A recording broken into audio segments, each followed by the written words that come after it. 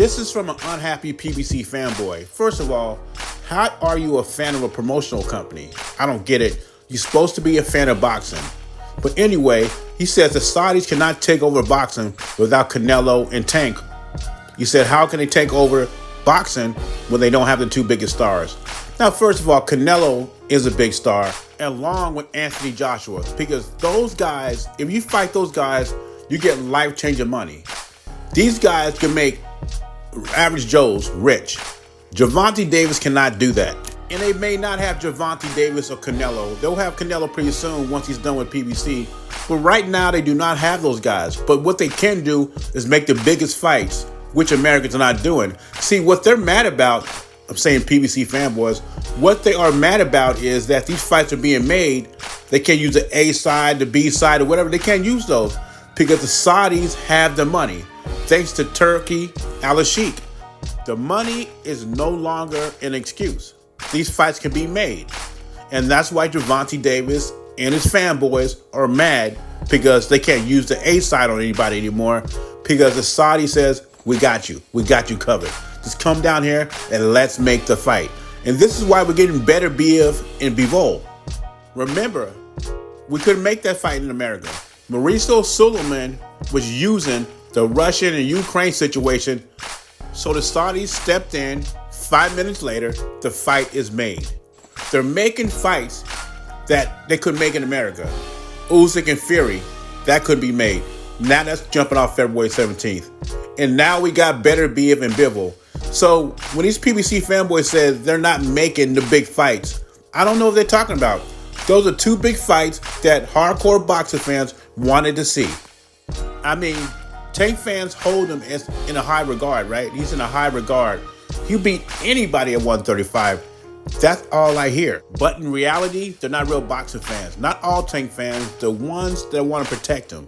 They're not real boxing fans because if you're a real boxing fan, you will want Tank challenge. And I see it this way. As a boxing fan, it's a treat. I'm getting what I want.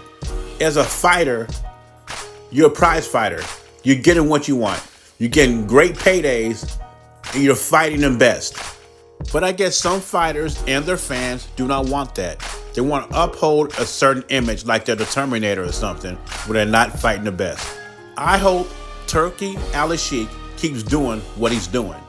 Now we have a good fight tomorrow night. Muguia versus Ryder. I expect to be a fun fight, a good war.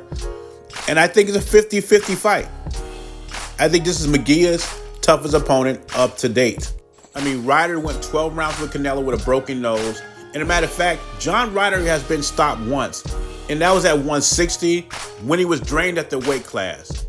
At 168, he has not been stopped. He's been in there with Canelo, Jacobs, Colin Smith, all great good punchers, and they could not stop him.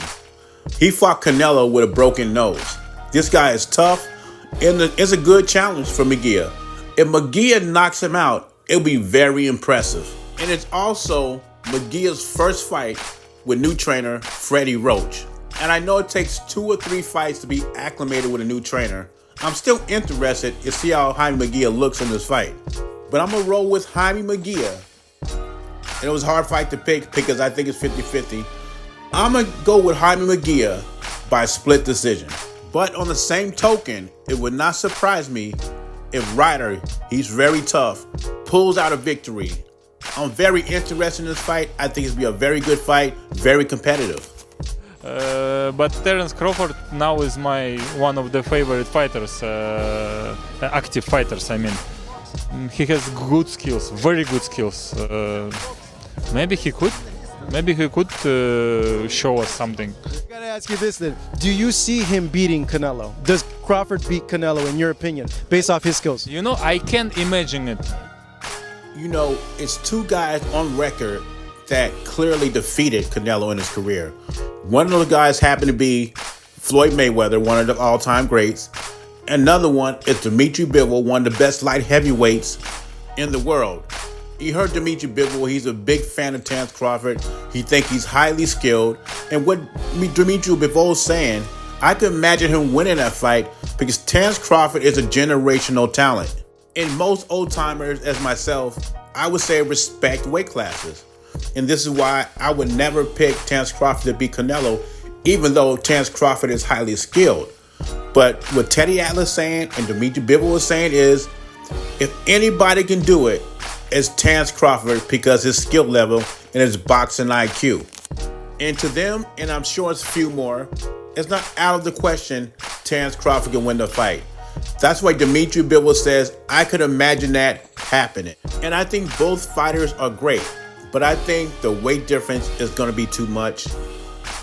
And I still lean towards Canelo winning that fight. And I would pick Bud over anybody at 154 or 160.